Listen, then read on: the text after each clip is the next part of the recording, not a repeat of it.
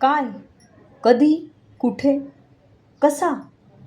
यशने घाईतच विचारलं आणि समोरून आलेलं वाक्य ऐकताच त्याच्या चेहऱ्याचा रंगच उडाला. इथून पुढे सर, त्याला बेदम मारण्यात आलंय. त्या माणसाचं वाक्य ऐकून यशचं हृदय हे लावलं. सगळे त्याचे जिवलग मित्र होते. कोणालाही मार बसला तर त्याच्यासाठी दुःखच होतं. त्याला काही होता कामा नये. तो तोंड उघडणार नाही याची मला खात्री आहे. पण त्याच्यावर लक्ष ठेव, यशने सांगितलं. हो सर. फोन कट होताच यशने एक क्षणही न दवडता आयुराला कॉल केला. काय झालं? आयुराने फोन उचलताच विचारलं. मॅडम, आपला एक माणूस पकडला गेला आहे. हे ऐकून आयुराला सुद्धा धक्का बसला. कारण जर त्याने तोंड उघडलं तर सगळं संपलं असतं. एवढी मेहनत शून्य झाली असती. यशने घडलेला प्रकार आयुराला सांगितला. आयुरा सुद्धा ऐकून क्षणभर स्तब्ध झाली. तिने डोळे मिटून खोल श्वास घेतला. ठीक आहे, आपण आधीच तयार आहोत यासाठी. प्रतिस्पर्धी बरोबरीचा असल्याशिवाय मज्जा येत नाही. त्याला कधी ना कधी कळणारच होतं. उलट उशिरा कळलंय त्याला, आयुरा म्हणाली. आता काय करायचं? यशने विचारलं. यशला त्या माणसाची काळजी वाटत होती. तो तोंड उघडणार नाही याची खात्री आहे ना तुला? आयुराने विचारला. हो, पण त्याला खूप मारलंय. त्याला काही होता कामा नये. अजून तरी त्याचं नाव मला समजू शकलं नाही, यश काळजी करत म्हणाला. क्षणभर तिचाही श्वास अडकला. पण पुढच्या क्षणी तिने स्वतःला सावरला. ओके, काळजी करू नकोस. काही होणार नाही त्याला. तो आपल्यासाठीच आपल्या प्राणपणाला लावून तिथे गेला आहे ना. तो कमजोर नक्कीच नाही.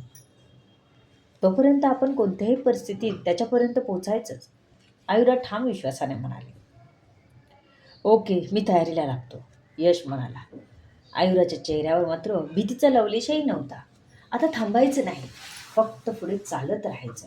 उलट आता आपण आपला वेग वाढवायचा आहे, आयुरा म्हणाली. तिने लगेच सगळ्या टीमला व्हिडिओ कॉलवर घेतला. काही क्षणात राहुल, देवी, साई आणि इतर सर्व टीम लीडर स्क्रीनवर दिसू लागले. आयुराने समोरचा नकाशा उघडला. सगळ्यांनी नीट ऐका. आता एकही चूक परवडणार नाही आपल्याला. आपला प्लॅन अंमलात आणायची वेळ आलेली आहे. मॅडम, पण अधिराजने त्याच्या अड्ड्याची सुरक्षा दुप्पट केली आहे. कदाचित त्याला थोडाफार संशय आला असावा, यश म्हणाला.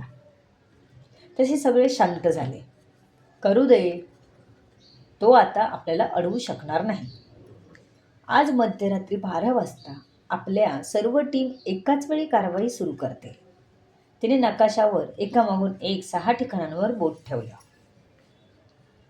वेअरहाऊसवर राहुलची टीम जाईल. बनावट कागदपत्रांच्या अड्ड्यावर देवेश सरांची टीम जाईल. ड्रग्ज पॅकिंग युनिटवर साहिलची टीम जाईल. पैशाच्या व्यवहार केंद्रावर निवडक पोलीस आणि आपल्या माणसांची संयुक्त टीम जाईल. अधिराजच्या खास माणसांच्या अड्ड्यावर यश स्वतः जाईल. आणि शेवटी तिने नकाशावरील शेवटच्या लाल बिंदूकडे पाहिला. मुख्य ठिकाण. सगळ्यांच्या नजरा तिच्याकडेच वळल्या. तिथे मी स्वतः जाणार. नाही, आयुष नकळतच मोठ्याने म्हणाला. तो सर्वात धोकादायक अड्डा आहे. आयुरा हलकंसं हसले. म्हणूनच तिथे माझं असणं गरजेचं आहे. तिने पुन्हा सर्वांकडे नजर फिरवली. लक्षात ठेवा, एका ठिकाणी कारवाई सुरू झाली की दुसऱ्या ठिकाणी बातमी पोचायला वेळ मिळता कामा नये. म्हणून सर्व टीम घड्याळात बरोबर 12 वाजता एकाच वेळी आत शिरतील. तिथे नेटवर्क जॅमर लावायला विसरायचं नाही, कारण बाहेरून त्यांच्यापर्यंत कोणतीही मदत पोचता कामा नये. कोणत्याही परिस्थितीत वेळ चुकवायचा नाही.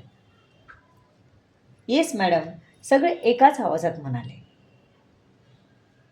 आयुराने शेवटचा आदेश दिला. आजची रात्र अधिराच्या साम्राज्याची शेवटची शांत रात्र असेल. उद्याचा सूर्य त्याच्यासाठी सगळं बदलून टाकणारा असेल. आयुरा ठाम आवाजात म्हणाले. सगळ्यांनी आपापली शस्त्र, वायरलेस आणि आवश्यक सामान तपासलं. आपल्याला आपापल्या टीमला सूचना देऊन प्रत्येक टीम लीडर आपली टीम घेऊन नेमून दिलेल्या ठिकाणांच्या दिशेने निघाले. आणि दूर लंडनमध्ये बसलेल्या आदिराजला अजूनही कल्पना नव्हती की त्याच्या साम्राज्याभोवती ब्लॅक क्वीनने विणलेलं जाळं आता पूर्णपणे आवळलं गेलं होतं.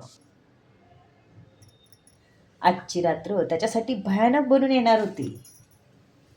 घड्याळाचे काटे हळूहळू 12 वाजण्याच्या दिशेने सरकत होते. संपूर्ण शहर शांत झोपलं होतं. पण त्या शांततेच्या आड एक वादळ आकार घेत होतं. राहुलची टेन वेअरहाऊसपासून काही अंतरावर आपलं बस्तान मांडून लपून बसली होती. सगळे तयार? राहुलने कुजबुजत विचारलं. येस. त्याने नाईट विजन दुर्बिणीतून आत पाहिलं.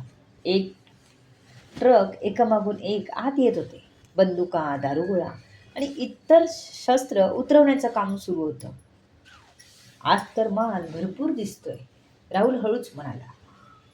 दुसऱ्या बाजूला देवेशची टीम बनावट कागदपत्र तयार करणाऱ्या इमारतीभोवती पसरली होती. एका माणसाने वायरलेसवर सांगितलं, आज 10-12 माणसं आहेत, प्रिंटर अजूनही सुरू आहे. देवेश शांतपणे म्हणाला, सगळे माझ्या इशाऱ्याची वाट बघा. राहुलची टीम ड्रग्ज पॅकिंग युनिटच्या मागच्या बाजूने पोझिशन घेत होती. आतून मशीनचा आवाज स्पष्ट ऐकू येत होता. मॅडमचं प्लॅनिंग खरंच कमाल आहे. एक जण हळूच कुजबुजला. साहिलने त्याला शांत राहण्याचा इशारा केला. यशची टीम आदिराजच्या खास अड्ड्याजवळ पोहोचली होती. त्याने दूरवर नजर टाकली, पण त्याचा माणूस कुठेच दिसत नव्हता. कदाचित त्याने बेसमेंटमध्ये ठेवलं असेल त्याला. आपल्याला आधी आपल्या मित्राला सोडवलं पाहिजे. त्यासाठी मी प्लॅनिंग केले, तसंच आत जायचं आहे. यशने सर्वांना बजावलं. सगळ्यांनीच मान हलवल्या. थोडा वेळ थांब मित्रा, आम्ही आलोय तुला सोडवायला. यश हळू आवाजात स्वतःशीच कुजबुजलं. आता राहिलं होतं मुख्य ठिकाण. तिथे तर मुख्य माणूसच जायला पाहिजे ना. अहो, कोण काय विचारता? आपली ब्लॅक क्वीन. आज ब्लॅक क्वीन स्वतः जाणार होती. तोंडावर मास्क, डोक्यात काळी हॅट, हातात काळे ग्लोव्ज, अंगावर काळा लांब कोट, पायात काळे बूट. डोळे तेवढे दिसत होते. आयुराने गाडीमधून खाली उतरताच आपल्या स्टाईलने डोळ्याला गॉगल लावला. आयुष तिच्या सोबतच होता. असून नसून त्याचं लक्ष आयुराकडे जात होता. आज पहिल्यांदा तिचं वेगळं रूप त्याच्या डोळ्यासमोर आलं होतं. त्याला काहीतरी आठवलं, ओळखीचं वाटलं, पण काय ते या क्षणी स्पष्ट होत नव्हतं. तिच्यासोबत निवडक पोलीस अधिकारी आणि तिची खास टीम होती. सगळ्यांनी तिच्याकडे पाहिलं. तिने आपल्या मनगटातल्या घड्याळात वेळ पाहिले. 11:59 झाली होती. तिने शांतपणे वायरलेस कानाला लावला. सर्व team, status report. Team 1 ready, team 2 ready, team 3 ready, team 4 ready, team 5 ready. आयुराने शेवटचा श्वास घेतला. आणि टीम 6 रेडी. येस मॅडम, सगळे एकत्रच म्हणाले. सगळीकडे काही क्षण शांतता पसरली होती. घड्याळाने 12ची वेळ दाखवली आणि इथे आयुराच्या मिशनने जन्म घेतला. आयुराच्या ओठांवर हलकंसं स्मित उमटलं. ऑपरेशन. क्षणभर ती थांबली आणि पुढच्या क्षणी तिचा आदेश संपूर्ण वायरलेसवर घुमला. चेकमेट. तो शब्द वायरलेसवर घुमताच जणू प्रत्येकाच्या शिरांमध्ये नवसंजीवनी संचारली होती. प्रत्येक टीमने एकाच क्षणी आपापल्या घड्याळांकडे पाहिलं. 12:00 ज्या क्षणाची अनेक दिवस तयारी केली होती, तो क्षण अखेर समोर उभा होता. राहुलने आपल्या टीमकडे पाहिलं.